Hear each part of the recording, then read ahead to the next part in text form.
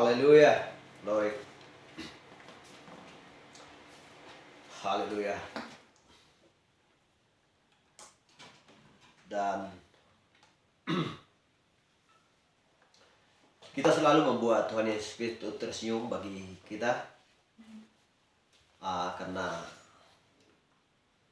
Dia selalu tertuju kepada mempelai wanitanya yang setia dan yang selalu taat kepada janji-janjinya. Perkataannya yang sempurna adalah roti kehidupan tersebut, di mana membuat hati kita semakin semangat dan siap berjuang dan bertempur untuk melawan iblis, ya, non-stop 24 jam, selalu bekerja keras untuk melakukan kehendaknya dan supaya kita sampai ke tanah perjanjian tersebut. Tanah perjanjian adalah Roh Kudus sendiri. Karena tanpa Roh Kudus, itulah sebuah janji seperti yang tertulis di kitab Yoel. Ya, dia berjanji bahwa Roh Kudus akan kucurahkan kepadamu. Haleluya. Maka keturunan dari Raja Abraham akan mendapatkan mimpi dan juga karunia-karunia yang begitu sempurna sesuai dengan firman Tuhan, dimiliki oleh mempelai wanita. Haleluya. Dan kita akan mendapatkan mujizat yang sesungguhnya. Mujizat kita tahu dan kita sudah mengerti apakah arti mujizat. Bukan hanya saudara bisa membuat tanda-tanda heran dan menyembuhkan orang sakit dan mengusir setan-setan dan lain sebagainya. Tetapi ketika kita keluar dari Mesir, ya, secara rohani, berarti itu sudah mujizat yang luar biasa daripada Tuhan Kristus Yesus kita.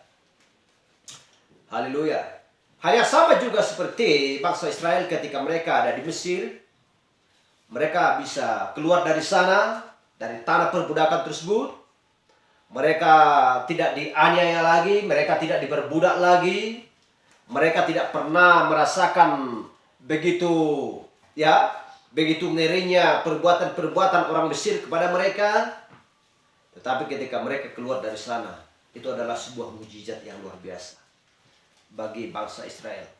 Hal yang sama juga dengan mempelai wanita di akhir zaman. Dan tanda-tanda yang kita miliki di akhir zaman adalah bahwa kita benar-benar ada di posisi Yesus Kristus. Yang adalah kita mempertahankan posisi kita bahwa kita berada di dalam tubuh Yesus Kristus. Haleluya. Kita selalu berbaris seperti laskar-laskar Kristus di jalur yang benar, yang ditunjukkan Kristus bagi kita. Dan kita memperjuangkan firman Tuhan yang sempurna ini di akhir zaman. Sehingga semuanya firman Tuhan selaras dengan mempelai wanita yang sudah ditugaskan untuk melakukan sebuah tugas yang benar untuk menuju ke tanah perjanjian tersebut. Haleluya. Karena kita tahu bahwa ada 3 tahapan. Sebagaimana juga Israel ketika mereka keluar dari Mesir sampai ke tanah perjanjian, ada 3 tahapan. Haleluya. Mereka keluar dari Mesir dan mereka menyeberangi Sungai Yordan dan sampai di padang gurun. Mereka mempersembahkan persembahan mereka di sana di bawah darah anak domba tersebut. Haleluya. Dan mereka di bawah tiang api. Dan yang ketiga adalah tanah perjanjian.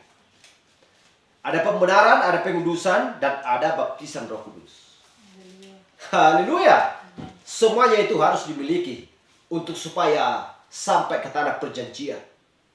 Dan bukan hanya sekedar berjalan, bukan hanya sekedar membangun kemah-kemah di sana, bukan hanya sekedar bercakap-cakap dan bagaimana caranya untuk sampai ke tanah perjanjian, bukan hanya sekedar itu, tetapi benar-benar memiliki iman yang teguh yang ada di dalam Allah. Haleluya. Dengan benar sungguh-sungguh untuk meraih tanah perjanjian tersebut untuk meraih kemenangan. Hal yang sama juga dengan mempelai wanita. Bukan hanya sekedar membaca, bukan hanya sekedar bernyanyi, bukan hanya sekedar berdoa. Tetapi benar-benar ketahuilah dan milikilah. Dan fokuslah kepada pesan firman pada zamannya. Haleluya. Kita sudah tahu bahwa Martin Luther sudah berakhir. Columbus sudah berakhir. Ya, Irenaeus sudah berakhir. Rasul Paulus pun tidak ada lagi. Lantas apa yang harus kita lakukan? Firman yang mana yang harus kita lakukan di sini? Haleluya. Tindakan apa yang harus kita tindaki di sini? Bukan hanya sekedar membaca ya 10 titah tersebut. Bukan hanya sekedar dari membaca dari kitab Kejadian sampai Wahyu. Itulah pesan kasih karunia Yesus Kristus di akhir zaman bagi mempelai wanita, bagi setiap orang yang percaya, untuk supaya kita benar-benar tahu apa yang harus kita lakukan. Ini bukan sepeda lagi, ya. Ini bukan zaman kuda lagi. Dari zaman mobil sampai zaman jet, siap terbang ke angkasa sana. Iman harus seperti itu. Dan benar-benar ini adalah zaman rajawan. Siap terbang untuk menyongsong Tuhan di angkasa. Haleluya. Hal yang sama juga dengan sebuah pekerjaan yang harus dikerjakan secara jasmani. Harus sungguh-sungguh dan betul mengeluhkan air. Karena demikian firman Tuhan. Harus mencurahkan keringat yang benar-benar. Ya. Dan benar-benar memahami suatu pekerjaan tersebut. Apa seharusnya ia dikerjakan untuk supaya mendapatkan hasil yang benar-benar ya sesuai dengan kehidupan sehari-hari. Haleluya. Jadi kita harus mengerti dan memang benar-benar sudah mendapatkan pengertian. Karena itulah janji Kristus bagi kita yang bencana. Haleluya. Glory. Baik, mari kita buka Alkitab kita. Kita langsung saja membahas tentang adopsi. Haleluya.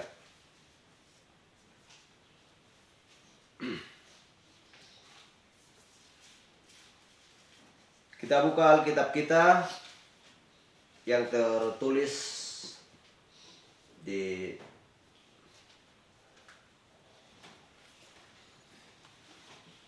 Matius 17 ayat 3 sampai 4.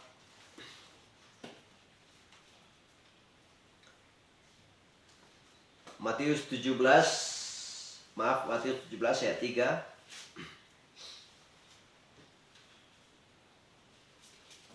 Demikian firman Tuhan. Maka nampak kepada mereka Musa dan Elia sedang berbicara dengan dia. Dan kita baca lagi di 2 Korintus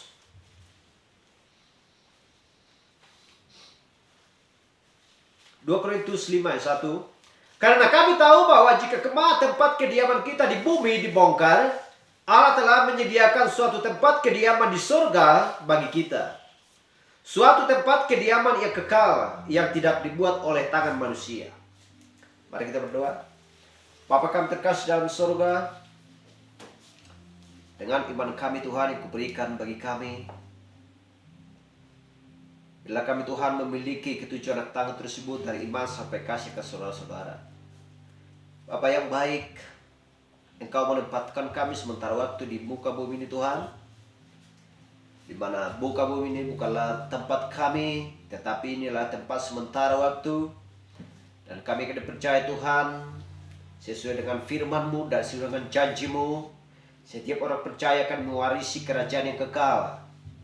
Bapa yang baik, tambahkan pengetahuan kepada kami, pengetahuan akan firman-Mu. Tambahkan kasih kepada kami Tuhan, untuk supaya kami sanggup mengasihi Tuhan mengasihi keluarga kami, mengasihi sama kami Tuhan, mengasihi semua orang Tuhan. Sebab itulah janji-Mu. Dan berikan Tuhan kepada kami kekuatan untuk melakukan firman-Mu, untuk supaya kami tidak terpengaruh bagi orang-orang yang menjauh daripada Engkau sendiri Tuhan, yang menjauh daripada firman-Mu. Biarlah Engkau mengatur setiap langkah kami Tuhan.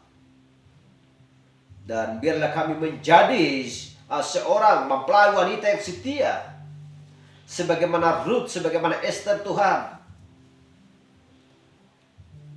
Kami bertindaknya ke zaman ini Tuhan, benar-benar untuk melakukan kehendak-Mu.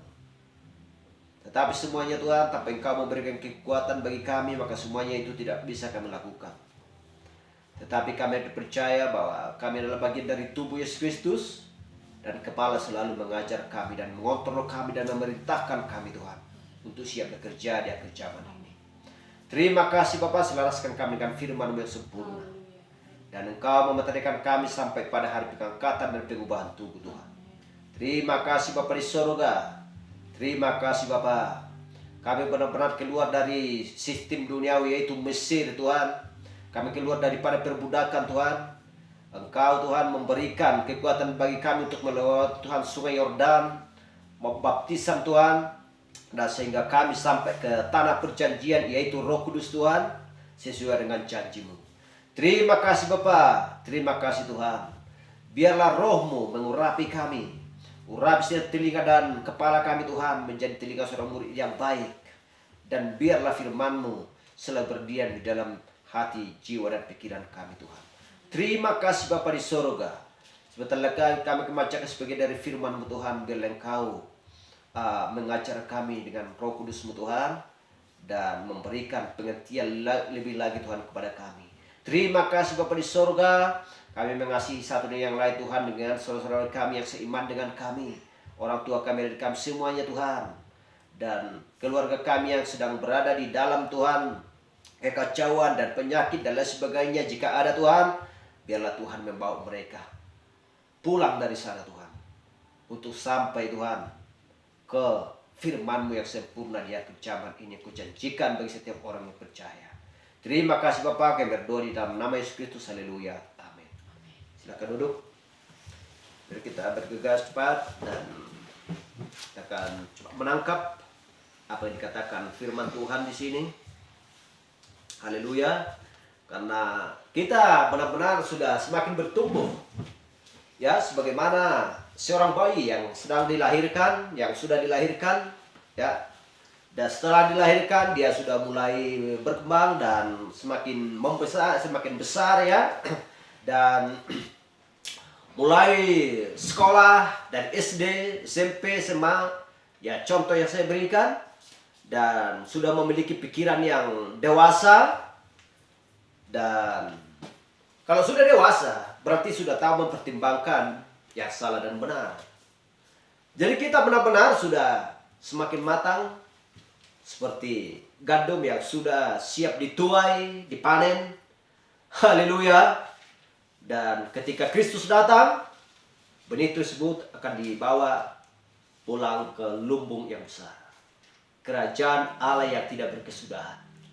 Haleluya. Di sanalah ada sukacita, di sanalah kekekalan berlangsung dengan Kristus, berjumpa dengan keluarga-keluarga saudara-saudara kita yang pertama dulu, ya, yang sudah meninggalkan tubuh jasmani dan segera akan memiliki tubuh teofani.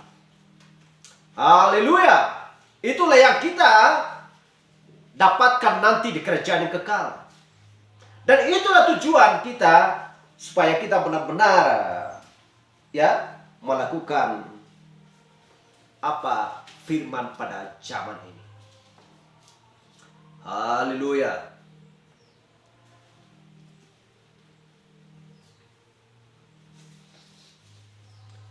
Dan sudah kita baca tadi, maka nampaklah kepada mereka Musa dan Elia sedang berbicara dengan dia.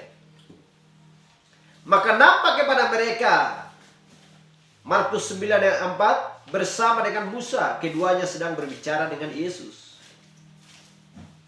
Haleluya. Itulah sebabnya di 2 Korintus 5 ayat 1 tadi, karena kami tahu bahwa jika kemah tempat kediaman kita di bumi ini dibongkar, Allah telah menyediakan suatu tempat kediaman di surga bagi kita. Suatu tempat kediaman yang kekal, yang tidak dibuat oleh tangan manusia. Kita mengingat ketika Petrus mau membangun kemah, satu bagi Yesus, satu bagi Elia, dan satu bagi Musa.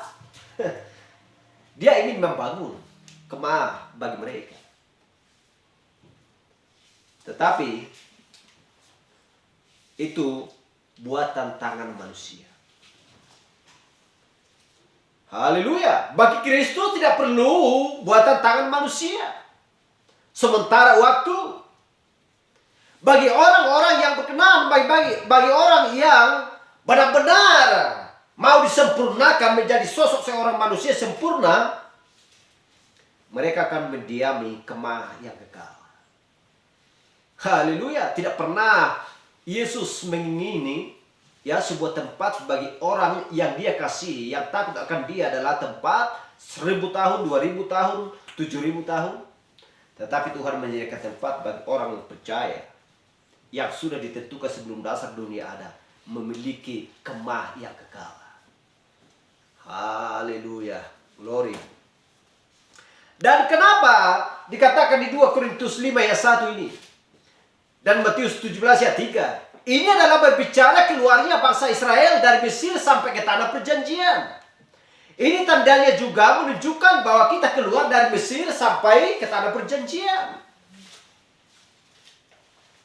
Dari sejak kapan bangsa kafir rupanya menduduki tanah Mesir, sehingga mengatakan sampai ke tanah perjanjian? Ini berbicara tentang rohani. Amin. Haleluya. Bukan jasmani. Kita tidak pernah, bangsa Mesir, bangsa kafir tidak pernah menduduki, tidak pernah seperti perjalanan bangsa Israel. Haleluya. Bangsa Israel ialah bangsa Israel. Bangsa kafir ialah bangsa kafir. Tetapi ini berbicara tentang rohani. Haleluya. Mesir adalah berbicara tentang perbudakan, di mana orang-orang yang tidak mengenal Allah yang sesungguhnya, mereka adalah penyembah berhala di sana. Tetapi orang-orang percaya yang takut akan Tuhan, yang takut akan Allah, diperbudak di sana. Sementara mereka tinggal di sana, di tempat kegelapan. Itulah sebabnya Allah mengeluarkan mereka dari sana, karena mereka adalah anak-anak Allah yang sejati. Tetapi kita lihat, ketika waktu demi waktu berangsur-angsur, ketika mereka sedang berada di dalam perjalanan, kita melihat juga perjalanan hidup bagi orang-orang Kristen. Apakah mereka benar-benar percaya kepada janji Kristus? Apakah mereka benar-benar percaya kepada janji Allah? Jikalau Allah sudah berjanji, kamu akan mewarisi tanah yang sudah kuberikan kepada nenek moyangmu, percayalah kamu akan menduduki, sekalipun banyak musuhmu di sana, manusia-manusia raksasa. Haleluya. Kalau sudah memiliki iman dan percaya kepada janji Allah, tiada mustahil bagi Allah. Bagaimanapun kerasnya musuh, bagaimanapun gagahnya musuh, mereka tidak akan bisa dapat berbicara dan mengalahkan dan mengkoreskan tubuhnya sedikit pun. Tetapi kalau imannya bimbang, sedikit percaya, sedikit lagi tidak, maka mereka tidak akan bisa sampai ke tanah perjanjian tersebut. Haleluya. Hal yang sama juga dengan Kristen yang mengakui dirinya Kristen. Sampai di manakah perjalananmu? Haleluya. Apakah sudah keluar dari penyembahan berhala? Iya. Percayakah kepada Kristus? Iya. Tekunkah berdoa? Iya. Tetapi ketika Allah sudah menjanjikan bahwa hari-hari terakhir aku akan mengutus Nabi Elia kepadamu menjelang datangnya hari Tuhan yang besar dan dahsyat itu. Haleluya. Maka aku akan membuat anak-anaknya berbalik kepada bapak-bapaknya dan hati bapak-bapaknya berbalik kepada anak-anaknya. Di manakah janji tersebut? Dan siapakah Elia tersebut? Dan siapakah yang membawa pesan tersebut? Percayakah kepada Nuh? Masuk ke dalam bahtera. Tidak percaya kepada Nuh? Gak usah masuk ke dalam bahtera, maka kamu akan binasa. Haleluya. Allah tidak pernah membuat dua jalan, hanya satu jalan. Tetapi iblis banyak membuat jalan-jalan untuk supaya masuk kepada kebinasaan. Haleluya. Dan bukan sempit, bukan sesat, tetapi lebar dan luas jalan untuk menuju kepada kebinasaan. Itulah yang dibangun oleh si iblis, si setan tersebut. Dan banyak orang berbondong-bondong melalui jalan tersebut. Banyak hiburan, banyak godaan, banyak dan lain sebagainya. Tetapi Kristus, ya, contoh mau masuk ke istana presiden pun bukan mudah. Apalagi mau masuk kepada kerajaan surga yang kekal. Bukan mudah. Haleluya. Glory.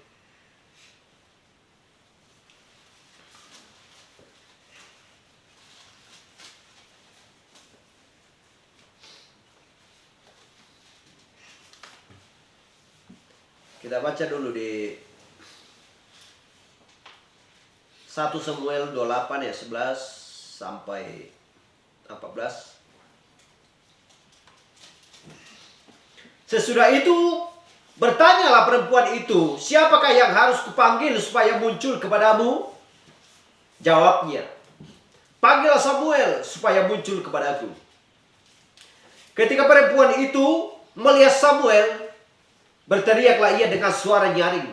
Lalu perempuan itu berkata kepada Saul, demikian, mengapa engkau menipu aku? Engkau sendirilah Saul. Karena Saul pada waktu itu menyamar. Ya.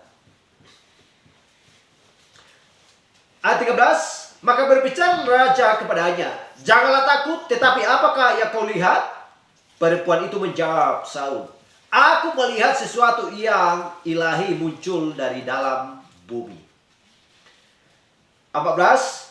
Kemudian bertanyalah ia kepada perempuan itu, bagaimana rupanya? Jawabnya, ada seorang tua muncul, berselubukan jubah. Maka tahulah Saul bahwa itulah Samuel. Lalu berlututlah ia dengan mukanya sampai ke tanah dan sujud menyembah. Haleluya. Kita memperhatikan dan melihat ini. Samuel sudah meninggal. Ya, tetapi Samuel datang dan memakai tubuh teofani, memakai jubah yang indah. Haleluya. Dan pernah ada seseorang bertanya padaku, berarti ini perempuan ini adalah si dukun. Ya, perempuan ini adalah seorang dukun. Kenapa bisa dia memanggil rohnya Samuel? Haleluya. Kenapa bisa dia memanggil? Jawabnya adalah, sebelum Kristus bangkit dari antara orang mati, maka orang-orang kudus masih ada di dalam rahasianya Allah sendiri. Haleluya. Masih ada di bumi ini. Dimensi pertama, dimensi 1, kedua, ketiga, keempat, kelima, keenam. Itu masih berbicara bumi. Tetapi dimensi ketujuh, itu adalah berbicara tempatnya Allah sendiri. Haleluya. Tetapi setelah Yesus bangkit dari antara orang mati, maka semua orang-orang kudus bangkit dari dalam kubur bersama-sama dengan Kristus. Haleluya. Mereka berjalan-jalan bersama-sama dengan Kristus ketika Kristus bangkit dari antara orang mati, sebelum dia naik ke surga. Haleluya. Setelah itu orang-orang percaya semuanya pergi ke dimensi ke-6, di mana mereka adalah rasul dan nabi. Mereka tinggal di sana, dimensi ke-6, yang tidak bisa dipanggil rohnya, dan mereka tidak bisa naik turun. Tetapi ketika sebelum Kristus bangkit dari antara orang mati, mereka masih bisa dipanggil. Dan mereka masih bisa naik turun. Haleluya. Glory. Tetapi setelah Kristus bangkit dari antara orang mati, orang-orang kudusnya, semua orang percaya bangkit dari dalam kubur pada hari yang ketiga. Dan mereka berada di dimensi ke-6. Haleluya. Glory. Itulah rohnya orang-orang percaya.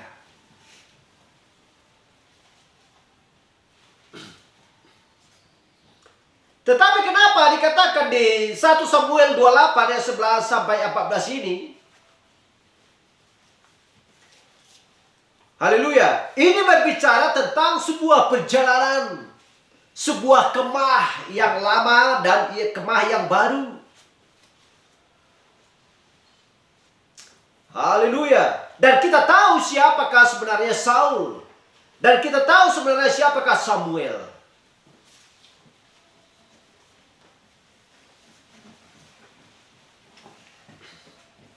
Haleluya.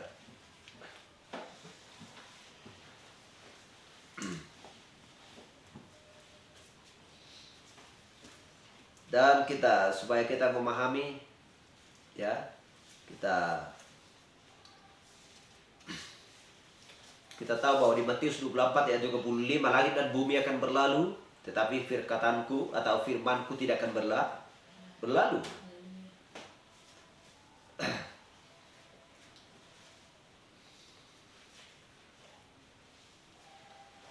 Dan 2 Petrus 1 ayat 20 berkata, yang terutama harus kamu ketahui ialah bahwa nubuat-nubuat dalam kitab suci tidak boleh ditafsirkan menurut kehendak sendiri. Tidak boleh ditafsirkan menurut kehendak sendiri.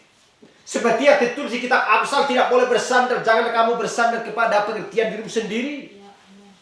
Kalau bersandar kepada pengertian diri sendiri, ya, dan menafsir menurut kehendak sendiri,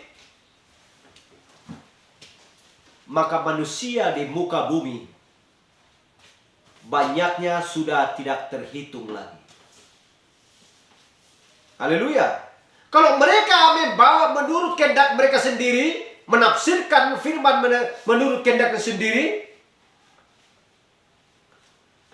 berarti ini bukanlah sebuah pondasi dan sebuah firman yang benar. Haleluya. Dan kita melihat bagaimana di kitab Wahyu 22:18-19 yang tidak bisa ditambah dan dikurang. Haleluya. Siapa yang menambah, bagiannya akan diambil dari kitab kehidupan, dan kepadanya akan ditambahkan malapetaka, seperti yang tertulis di dalam kitab ini. Haleluya. Jadi apa yang sudah dipesankan Allah, itu yang harus dilakukan oleh orang-orang percayanya Kristus. Haleluya.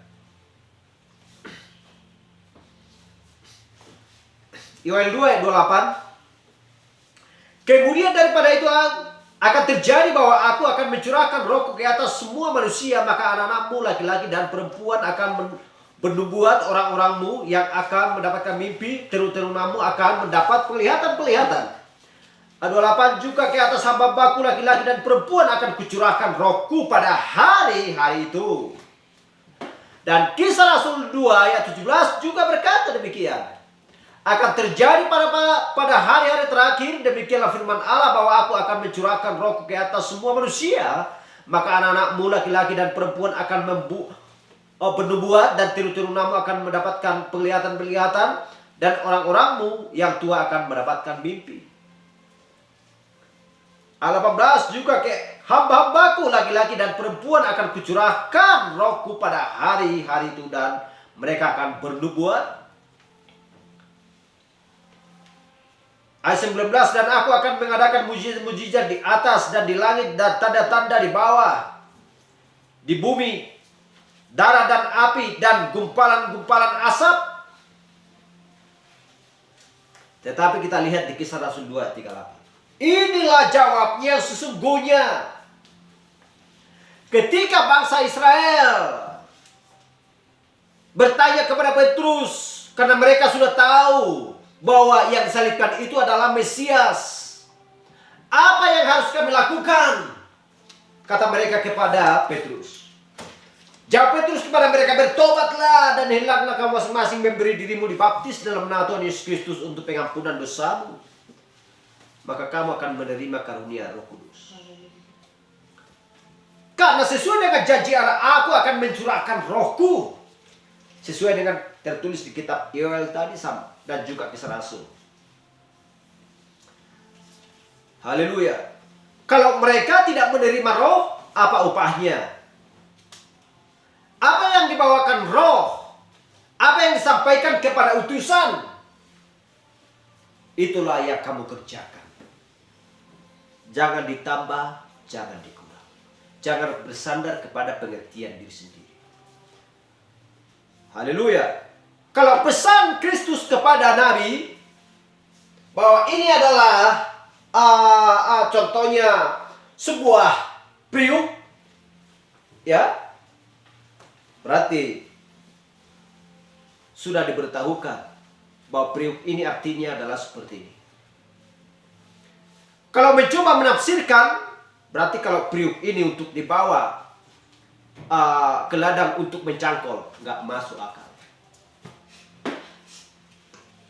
Kalau periuk ini perlu ini dipakai untuk goreng ikan, nggak masuk di akal. Haleluya. Periuk ini yang perlu karena ada talinya. Mungkin ini bisa dibuat talinya, buat menjadi tas, tempat perbelanjaan dan lain sebagainya. Bawa ke toko, bawa ke ini dan lain sebagainya, ya. Tidak masuk akal. Bagaimana mungkin bisa periuk menjadi tas? Tetapi periuk adalah untuk memasak nasi. Kalau itu perkataan utusan pada zamannya, terimalah dan kerjakanlah. Haleluya, glory. Supaya jalanmu mulus, supaya jalanmu tidak berbelok-belok. Haleluya, supaya jalanmu benar-benar sampai ke tanah perjanjian. Itulah sebabnya bertobatlah. Harus pertama dahulu bertobat. Haleluya. Kenapa? Karena bagi anak-anak mulai janji itu, dan juga bagi orang yang masih jauh sesuai dengan janji Allah.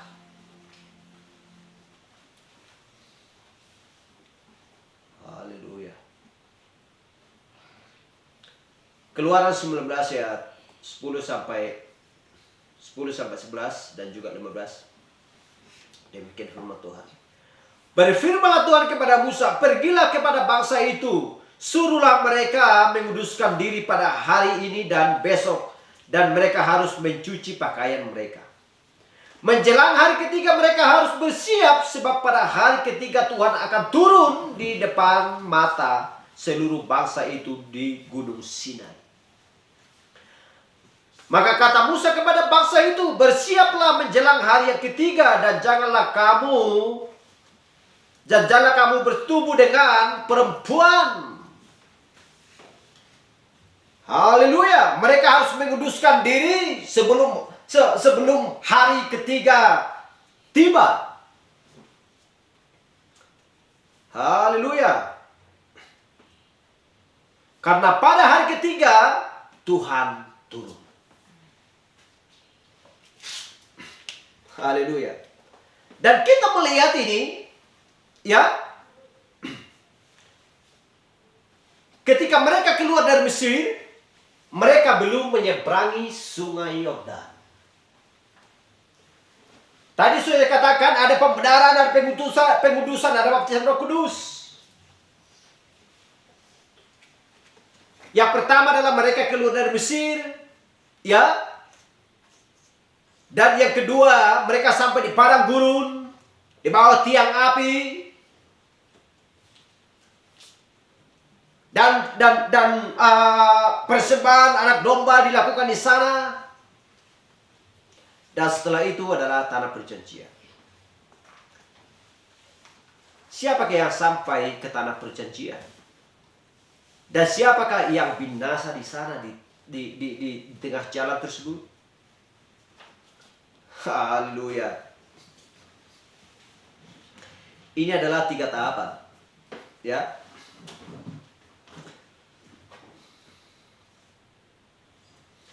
Pergilah kepada bangsa itu, suruhlah mereka menguduskan diri pada hari ini dan besok.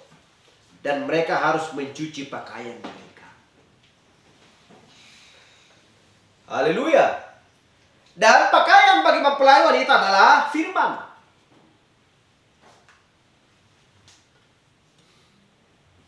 Suruhlah mereka menguduskan diri pada hari ini.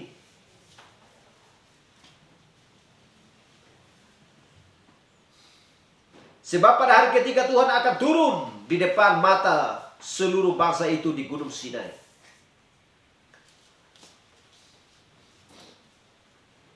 Haleluya. Dan kita lihat, ya, dan kita perhatikan Yosua sebelum mereka menyeberang Yordan. Yosua berkata, ya, berjalanlah lewat ke tengah-tengah kemah dan cucilah pakaian-pakaian dan kuduskanlah kamu masing-masing. Dan janganlah orang menghampiri istrinya. Sebab dalam 3 hari kamu akan melihat kemuliaan Allah. Itu adalah sebuah proses. Dan persiapan untuk mewarisi janji itu. Haleluya. Harus ada proses. Bukan hanya sekedar berjalan seperti saya katakan tadi. Mendirikan kemah. Bercakap-cakap. Ini dan sebagainya. Mereka tertawa-tawa. Karena mereka mendapatkan makanan mana dari surga dan juga mendapatkan air dari batu tersebut. Bukan sekedar itu, harus melalui proses. Proses demi proses. Kalau hanya segampang berdoa dan juga membaca Alkitab dan juga bernyanyi, jangan diharapkan. Haleluya. Harus benar sungguh-sungguh. Karena janji kepada Israel adalah Allah memberikan janji kepada Abraham. Mereka harus menduduki dan memiliki tanah tersebut. Dan mereka akan selalu tinggal di sana. Haleluya. Jadi itulah sebabnya mereka datang dengan 3 tahapan. Karena di tanah perjanjian, ya, kita perhatikan, itulah dilambangkan dengan sempurna di perjanjian baru. Haleluya. Dan harus melalui proses. Siapakah yang tinggal di perjalanan tersebut? Siapakah yang sampai ke tanah perjanjian? Siapakah mereka? Haleluya. Seperti yang saya katakan tadi, kalau hanya sekedar membaca dan bernyanyi dan berdoa, ya, dan tidak melakukan dan bertindak atas pesan tersebut, maka mereka akan tinggal. Dan ini digambarkan bagi gereja-gereja di akhir zaman. Haleluya. Dan ini adalah sebuah perlambang.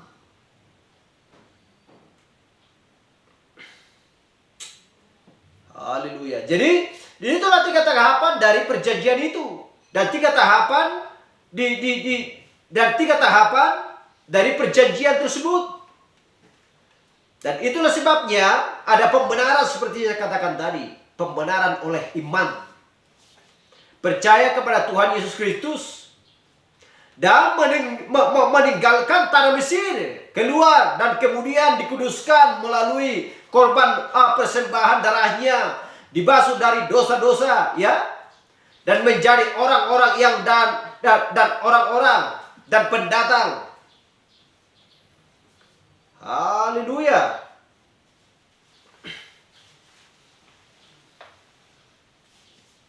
Dan kita lihat siapakah pengintai tersebut. Seolah-olah mereka adalah seorang pendatang pergi ke tanah perjanjian tersebut, ke tanah Kanaan. Padahal tidak. Karena tanah tersebut sudah didiami oleh orang-orang lain. Manusia-manusia raksasa. Haleluya. Jadi demikianlah Israel di padang gurun, orang-orang pendatang, tidak ada tempat perhentian. Berjalan malam demi malam mengikuti tiang api, tetapi akhirnya sampai ke tanah perjanjian itu di mana mereka diam.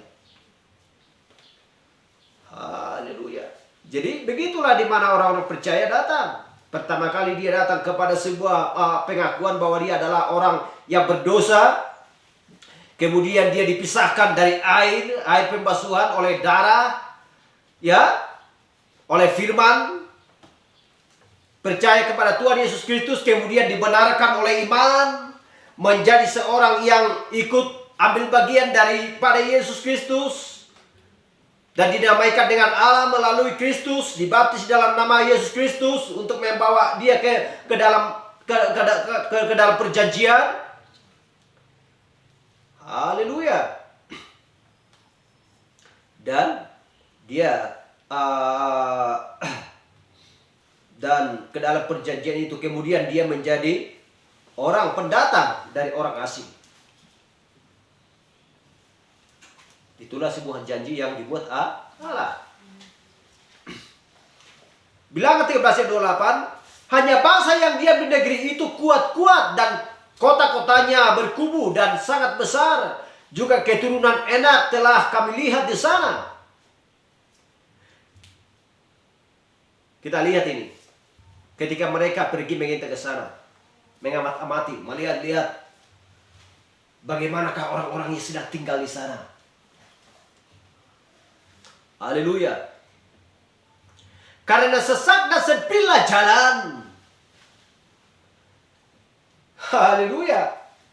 Tetapi kita lihat, ini adalah sebuah perlambang, tetapi perlambang ini bukan berarti Kanaan sama seperti surga yang didiami oleh orang percaya. Karena kita tahu bahwa tanah perjanjian tersebut, tanah Kanaan tersebut, bukan berarti di sana tidak ada penyakit, bukan berarti tidak ada perang, bukan berarti tidak ada pembunuhan. Tetapi itu adalah janji Allah. Mereka akan menduduki tanah yang Allah wariskan kepada mereka. Artinya sebuah perjuangan yang benar-benar siap berjuang dan siap mati dan percaya kepada janji Allah. Haleluya. Untuk meraih sebuah tempat yang sudah diberikan Tuhan kepada mereka. Hal yang sama juga dengan kita mempelai wanita Kristus di akhir zaman. Kalau Tuhan sudah berjanji, sebab di rumah Bapakku banyak tempat tinggal, dan dia berkata, di mana kamu berada, aku pun berada, di mana aku berada, kamu pun berada. Haleluya. Sebuah janji. Kalau percaya dengan iman, ya, miliki perjuangan yang benar-benar kuat untuk supaya kamu mendapatkan janji tersebut. Bilangan 13 ayat 30, kemudian Kaleb mencoba mementeramkan hati bangsa itu di hadapan Musa. Katanya, tidak, kita akan maju dan menduduki negeri itu, sebab kita pasti akan mengalahkannya. Haleluya. Kita tahu siapa sebenarnya Kaleb ini. Kita tidak pernah melihat orangnya, kita tidak pernah bagaimana paras tubuhnya, tetapi kita mengenal siapakah Kaleb yang sesungguhnya dari firman Tuhan ini. Haleluya. Glory. Dia adalah seorang pejuang, dia adalah seorang pemberani. Dialah memiliki iman yang teguh, ya. Dia mau dibenarkan. Dia mau dikuduskan. Haleluya.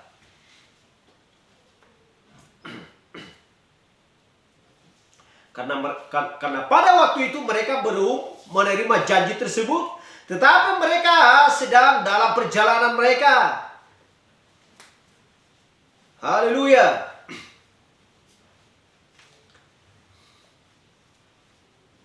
Tetapi kita lihat sebagian dari mereka kembali dan berkata, ya, kita tidak dapat meraihnya. Kita melihat manusia-manusia raksasa di sana.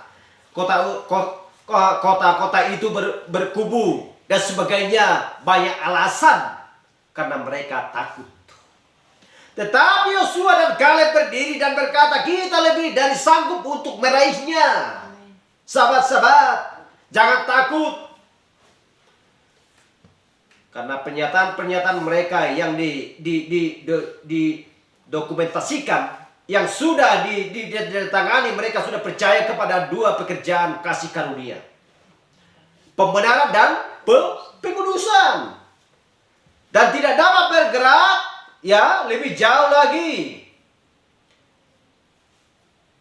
Karena seluruh angkatan itu binasa di padang gurun. Selain dua orang yang sudah masuk ke tanah perjanjian, itu Kaleb dan Yosua. Haleluya.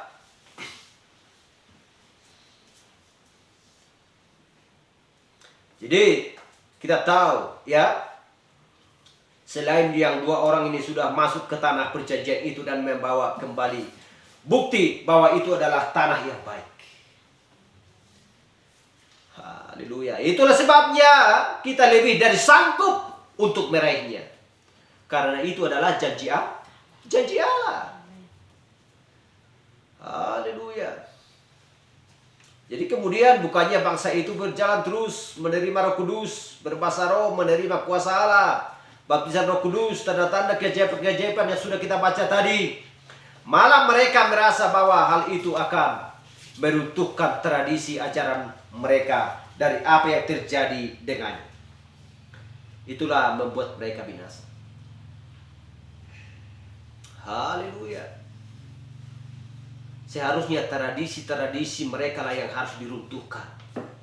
Tetapi janji-janji seperti yang tertulis di kitab Yoel tadi, itulah yang dibutuhkan. Sehingga membuat mereka gagal tidak sampai ke tanah perjanjian.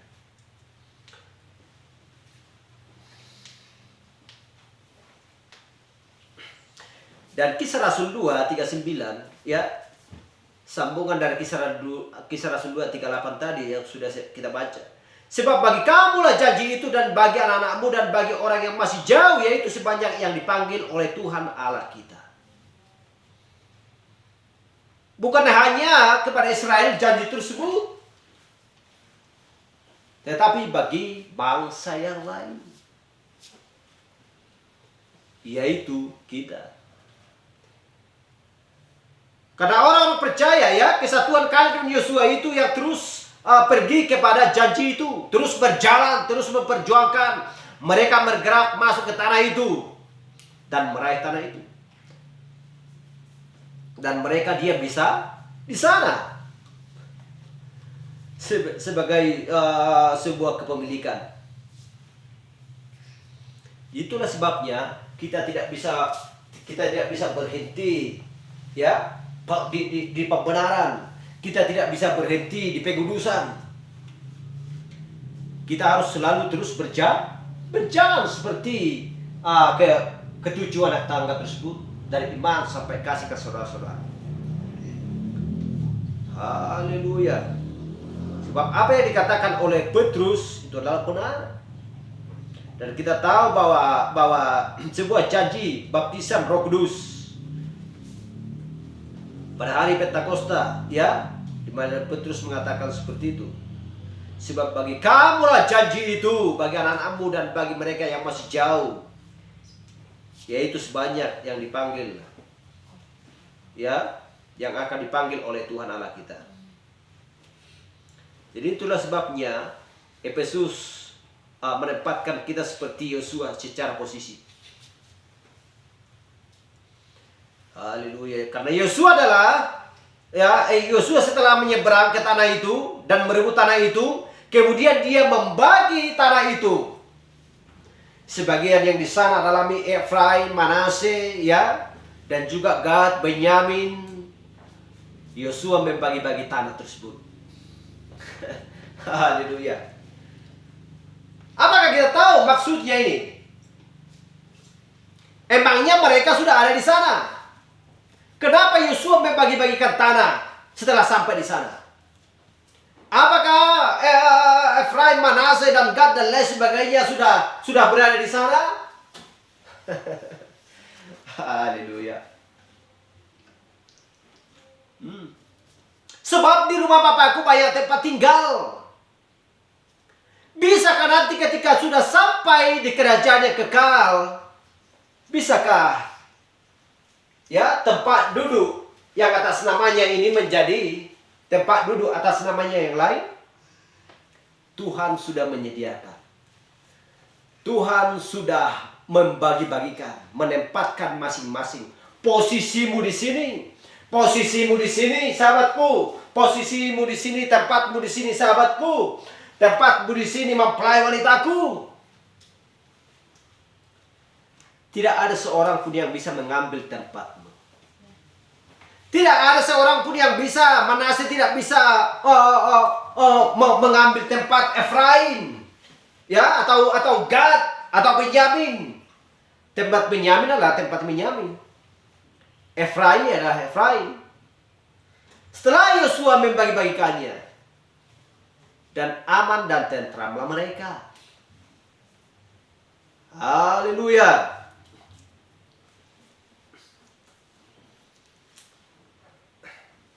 Jadi tiap-tiap ibu Ibrani itu yang melahirkan anak-anak itu, dia mengucapkan tempat itu juga pada saat dia dalam kondisi sakit bersalin, di mana mereka, ya, nantinya akan ditempatkan di tanah perjanjian itu adalah sebuah, ya, sebuah tempat yang benar-benar mereka miliki.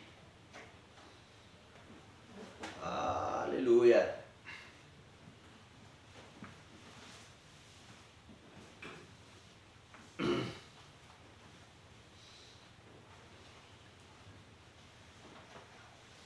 Jadi, ya, Efraim ketika dia di dalam kondisi sakit bersalin secara posisi, ya, menempatkan dia di mana kakinya menginjak.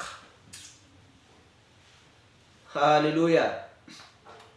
Dan juga Yosua tahu, tidak tahu akan hal itu pada waktu itu, tetapi oleh ilham yang dipimpin Roh Kudus, sesudah masuk ke tanah perjanjian, memberikan janjinya kepada setiap orang, tepat seperti yang sudah dijanjikan Roh Kudus melalui kelahiran yang dulu. Haleluya. Di zaman atau di hari Pentakosta. 1 Korintus 12 ayat 9, kepada yang seorang roh yang sama memberikan iman, dan kepada yang lain ia memberikan karunia untuk menyembuhkan. Kepada yang seorang memberikan kuasa untuk mengadakan mujizat, dan kepada yang lain ia memberikan karunia untuk bernubuat, dan kepada yang lain lagi ia memberikan karunia untuk membedakan bermacam-macam roh. Kepada seorang yang memberikan karunia untuk berkata-kata dengan bahasa roh, dan kepada yang lain ia memberikan karunia untuk menafsirkan bahasa roh itu. Dan Efesus 4 ayat 11 berkata, dan ialah yang memberikan baik rasul-rasul maupun nabi-nabi, baik pemberita-pemberita Injil maupun gembala-gembala dan pengajar-pengajar.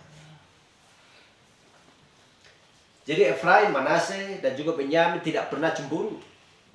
Oh, di tanahku banyak minyak. Oh, di tanahku banyak emas. Di tanahku sangat bagus ditanam anggur. Iya, mereka terima masing-masing apa yang sudah dibagikan oleh Yosua. Seperti macam-macamnya karunia ini. Kalau seorang bisa menafsirkan bahasa ini, ya puji Tuhan. Kalau dia bisa menyembuhkan orang sakit, puji Tuhan. Haleluya. Semua itu berasal daripada Kristus. Haleluya. Jadi mereka mendapatkan kedamaian. Hal yang sama juga di sorga, di mana tempat-tempat sudah disediakan Kristus bagi setiap orang percaya. Mereka akan menduduki tempatnya masing-masing. Haleluya. Glory. Betapa indahnya rencana Allah dan programnya semuanya berjalan dengan sempurna. Haleluya.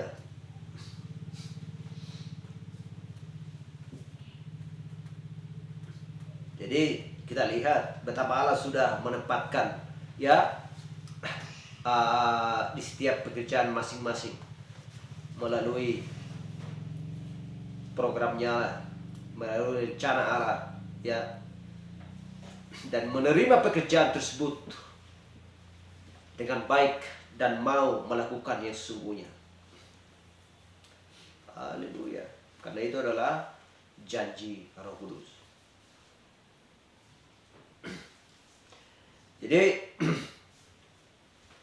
Jadi manakah gereja berada? Ya, itulah sebabnya tidak boleh mengambil bagiannya yang lain. Haleluya. Jadi tidak boleh menanam contohnya seperti zaman dulu. Kalau ini sudah miliknya Efraim atau Manase, ya, tidak boleh menanam gandum di ladang yang lain. Tanamlah gandum di tanahmu masing-masing. Harus mengambil tempat. Tetapi siapa yang membagi tanah adalah Yosua. Siapa yang memberikan karunia-karunia adalah Yesus. Itulah sebabnya ambil bagianmu di dalam Kristus. Di dalam satu tubuh, yaitu tubuh Yesus Kristus. Haleluya, karena berasal dari satu sumber.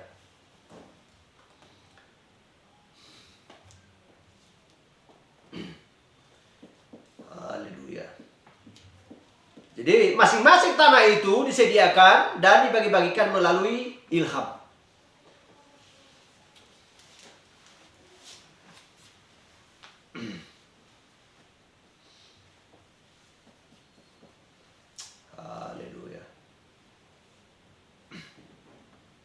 Tapi seperti yang saya katakan tadi, ya, setelah mereka masuk, hal itu tidak berarti bahwa mereka bebas dari perang.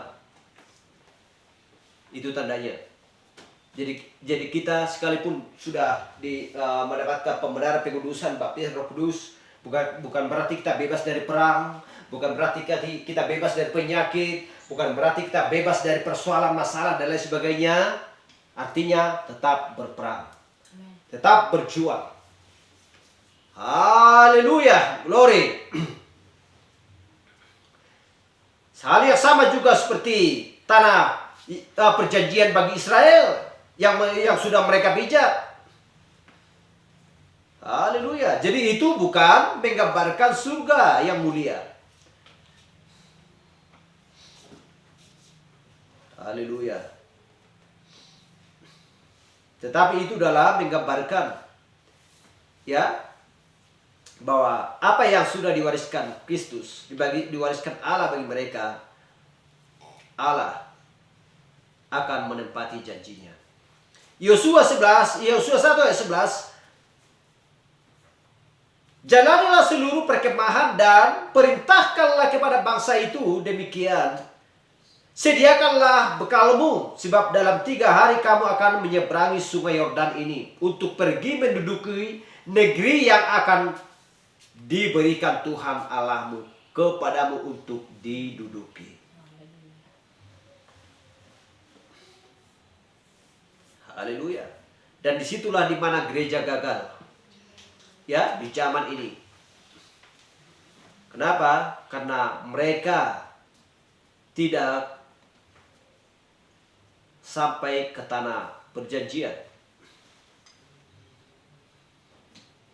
Jadi kita lihat Yosua sudah dia menyeberang untuk masuk ke negeri itu. Karena Allah sudah memberikan janji itu kepadanya. Haleluya. Seluruh rangkaian pertempuran tanpa kehilangan satu orang pun. Bahkan tanpa mengalami goresan. Tanpa ada punya seorang perawat atau P3K.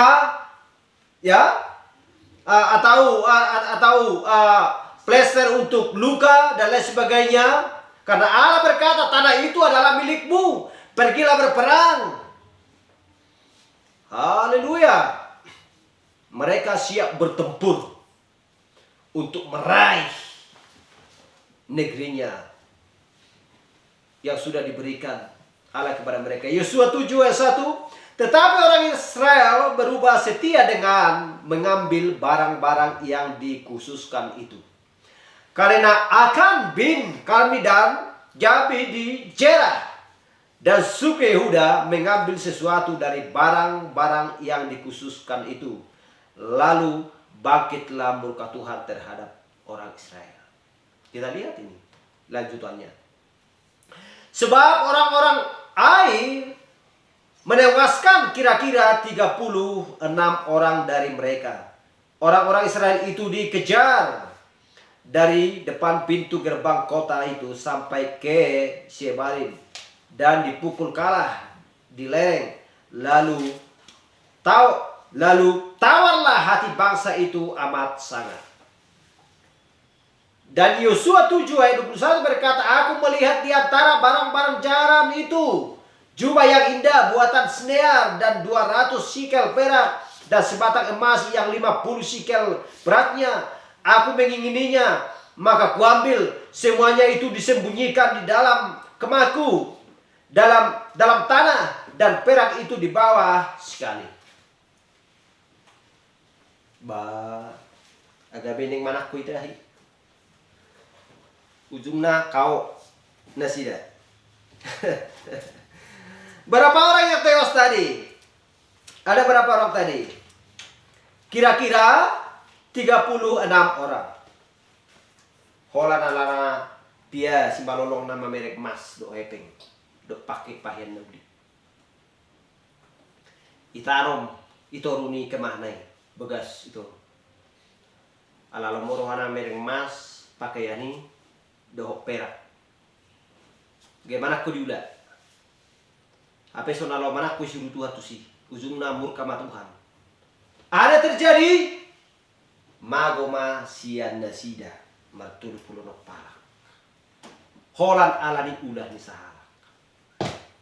Atong boy mago natorok ibaid sahala mularon na magutuli. Hanya satu orang yang membuat ulah kehilangan nyawa 36 orang. Kita bayangkan. Haleluya. Kalau tidak ada itu maka Allah tidak murka. Itulah sebabnya Yosua Kaleb memeriksa. Udah ada masalah di tengah-tengah kita. Apa yang terjadi? Allah sudah berjanji kepada kita. Satu orang pun tidak akan bisa tewas. Satu orang pun tidak akan bisa mati. Goresan sedikit pun tidak ada di dalam tubuh kita. Lantas bagaimana? Kenapa bisa seperti ini? Lalu dia mengumpulkan mereka dan memeriksanya. Haleluya. Apa yang dikatakan Yosua 7 ayat 21? Aku melihat di antara bangsa-bangsa jarahan itu jubah yang indah. Kita lihat. Aku melihat di antara bangsa-bangsa jarahan itu jubah yang indah buatan Sinear dan 200 sikel perak dan sebatang emas yang 50 sikel beratnya. Aku mengingininya. Kita lihat ini. Aku mengingininya, maka kuambil. Semuanya itu disembunyikan di dalam kemahku dan dalam tanah. Dan perak itu di bawah sekali. Kita lihat ini. Haleluya. Jadi mereka membalsami orang-orang Amalek dan orang-orang Het, tetapi tidak ada satupun di antara mereka yang terluka sampai kemudian dosa masuk ke perkemahan itu. Dan ketika akan mengambil pakaian, ya, pakaian Babil itu dan sebatang emas itu dan menyembunyikan di bawah kemahnya, maka pada esok harinya mereka kehilangan 36 orang. Yosua berkata, berhenti, tunggu dulu. Ada masalah, ada sesuatu yang salah di sini. Kita akan melakukan puasa selama 7 hari. Allah sudah membuat janji kepada kita, tidak akan ada yang terluka pada kita. Musuh-musuh kita akan tunduk di bawah kaki kita. Dan ada yang salah di sini. Ada sesuatu yang salah di suatu tempat. Karena mereka kehilangan orang-orangnya. Haleluya. Karena saudara-saudara orang Israel yang telah mati. Kenapa mereka mati? Orang-orang yang tidak kenapa mereka mati? Orang-orang yang tidak berdosa? Karena satu orang telah melangkah keluar dari jalur. Haleluya. Hal yang sama juga, ya. Ketika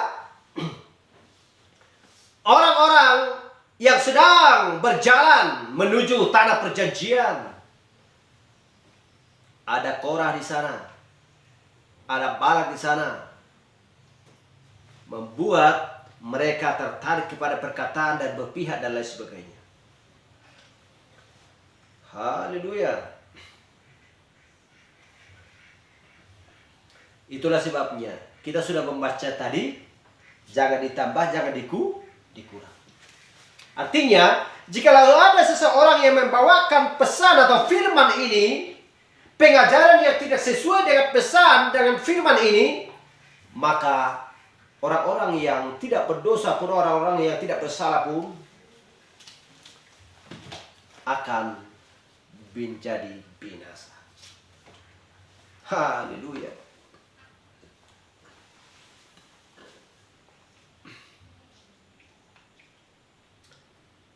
Haleluya.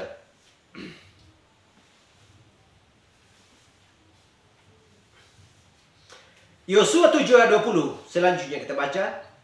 Lalu akan menjawab Yosua katanya, benar, akulah yang berbuat dosa terhadap Tuhan Allah Israel. Sebab beginilah perbuatanku. Aku melihat di antara bangsa-bangsa jalan itu jubah yang indah, buatan Sinear, dan 200 sikel perak dan sebatang emas yang 50 sikel beratnya. Aku mengingininya, maka kuambil. Semuanya itu disembunyikan di dalam kemahku, dalam tanah, dan perak itu di bawah sekali. Ayat 22. Lalu Yosua menyuruh orang segera pergi ke kemah itu, dan sesungguhnya semuanya itu disembunyikan dalam kemah Akan, dan perak itu ada di bawah sekali. Maka mereka mengambil semuanya itu dari dalam kemah, lalu membawanya kepada Yosua dan kepada semua orang Israel, dan mencurahkannya di hadapan Tuhan. Kemudian Yosua beserta seluruh Israel mengambil Akan di Jerah dan perak, jubah dan emas sebatang itu, anak-anaknya yang laki-laki dan perempuan, lembunya, keledainya, dan kambing dombanya, kemahnya dan segala kepunyaannya. Lalu semuanya itu dibawa ke lembah Akor. Berkata Yosua, seperti engkau mencelakakan kami, maka Tuhan pun mencelakakan engkau pada hari ini. Lalu seluruh Israel melempari dia dengan batu. Semuanya itu dibakar dengan api dan dilempari dengan batu. Ayat 26. Sesudah itu didirikan di atasnya suatu timbunan batu yang besar, yang masih ada sampai sekarang. Lalu surutlah murka Tuhan yang menyala-nyala itu. Oleh sebab itu nama tempat itu sampai sekarang disebutkan lembah Akor. Surutlah murka Tuhan. Tuhan sudah berjanji, ya, dan Tuhan sudah memerintahkan kepada mereka fokus untuk melakukan itu. Tetapi ada menyimpang daripada jalan tersebut, sehingga mengakibatkan kematian, sehingga mengakibatkan murka Allah.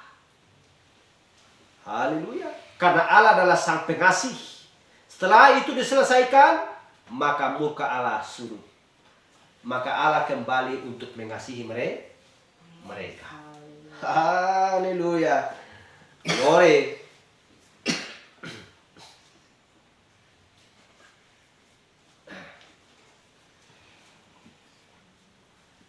Untuk menutup,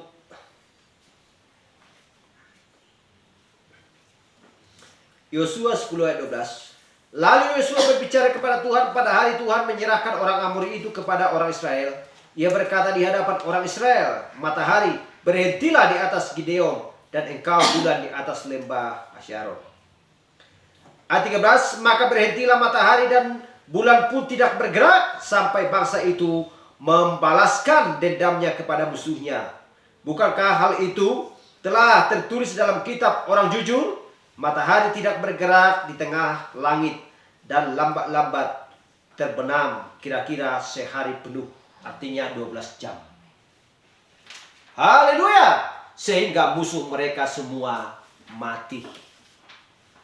Sehingga mereka lah menjadi pemenang dan laskar-laskar Kristus, karena mereka sudah, ya, membuang, sudah mematikan secara rohani pada zaman ini, mematikan perbuatan-perbuatan yang jahat di mata Tuhan.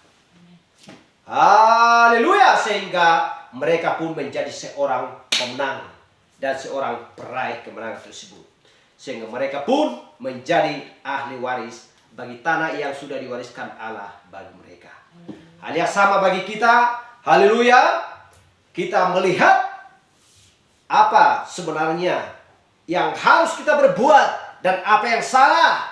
Segeralah bertindak untuk supaya berkat-berkat Tuhan melimpah bagi setiap orang percaya, mempelai wanita Kristus di akhir zaman yang takut akan Dia, dan si pemberi warisan tersebut, yaitu tanah perjanjian yang sudah disediakan Tuhan bagi mempelai wanitanya. Haleluya.